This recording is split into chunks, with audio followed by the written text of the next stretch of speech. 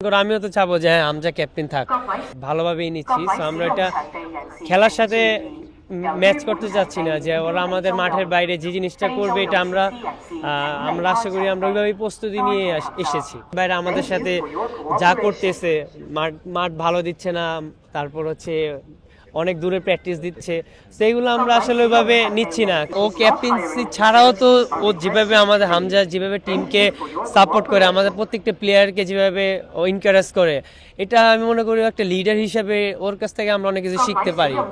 আসলে দেখেন আমরা এখানে আসছি, সো ওই জিনিসটা যে আমাদের ফেস করতে হবে, সো ওই মেন্টালিটি নিয়ে আমরা আসছি। কারণ আমরা কালকে যখন প্র্যাকটিসের জন্য আমাদের যেই মাঠ দিয়েছিল, আমাদের হোটেল থেকে অলমোস্ট 1 ঘন্টা তার থেকেও বেশি। সো আর মাঠের কথা কি বলবো, মাঠ খুব বাজে মাঠ ছিল। সো এটা আমাদের মেন্টালি প্রিপেয়ার্ড ছিলাম যে আমাদের সাথে ওরা এরকম করবে।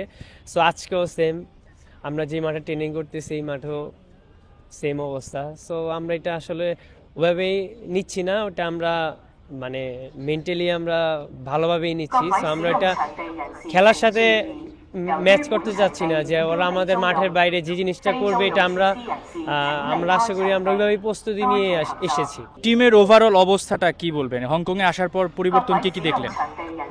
আমাদের আসলে দেখেন, আমরা বাংলাদেশে ম্যাচ খেলার পর আমরা রিকভারি সেশনগুলো আমাদের হচ্ছে। তো আমরা চাচ্ছি যে হংকংয়ে যত তাড়াতাড়ি এই ওয়েদারের সাথে মানিয়ে নেওয়া যায়।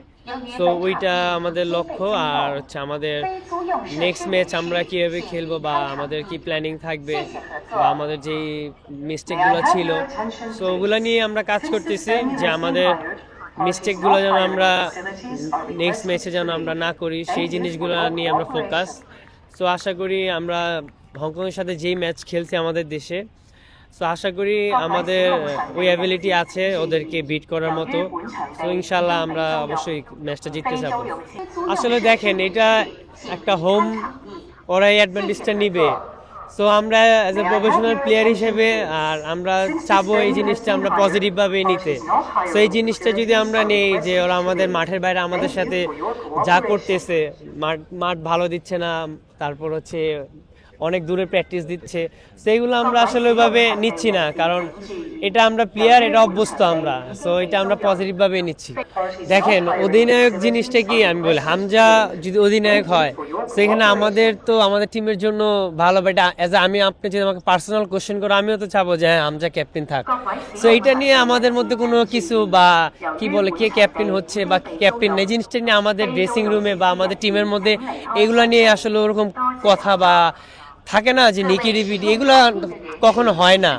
আর যেই খেলুক বা যেই ক্যাপ্টেন হোক, সে কিছু দেশকে রিপ্রেজেন্ট করবে আর টিমের বেটারমেন্টের জন্যই করবে। সো আমরা মনে করি হামজা ক্যাপ্টেন হলে এখানে আমার বা আমাদের টিমের কারো কোনো প্রবলেম নাই। সো আর ও ক্যাপ্টেন্সি ছাড়াও তো ও যেভাবে আমাদের হামজা যেভাবে টিমকে সাপোর্ট করে, আমাদের প্রত্যেকটা প্লেয়ারকে যেভাবে ও এনকারেজ করে, এটা আমি মনে করি একটা লিডার হিসেবে ওর কাছ থেকে আমরা অনেক কিছু শিখতে পারি, যেটা আমাদের ইন ফিউচারে প্রত্যেকটা প্লেয়ারের কাজে দিবে। সো ও কীভাবে লিডারশিপ নিচ্ছে, সো ও দিচ্ছে আমাদেরকে, এটা অবশ্যই আমাদের টিমের জন্য ভালো।